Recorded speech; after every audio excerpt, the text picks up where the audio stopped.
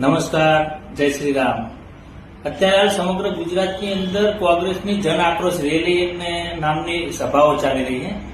આવી જ એક સભા અમારા હારીજ તાલુકાના એક ગામડાની અંદર યોજાઈ હતી અને સભાની અંદર જે કોંગ્રેસના જે દિગ્ગજ આગેવાન ગણાય કે નેતાજીએ જોરશોરથી દારૂબંધી વિશે, દારૂના થતા ગેરલાભો વિશે ખૂબ માહિતીઓ આપી અને દારૂની બંધી કરવી જોઈએ, નામ કરવું જોઈએ, તેમ કરવું જોઈએ. જોકે અમે દારૂબંધીના જ સમર્થક છીએ, તેમ છતાં એ સભાનો ભાષણ પતી ગયા પછી સાંજનો સમય હતો અને ભાષણ પતાઈ અને નેતાજીએ તેમના વિશ્વાસુ એક કાર્યકરને કીધું કે મારે એક બે બિયરની જરૂર છે, બિયર લાવી આપો ને.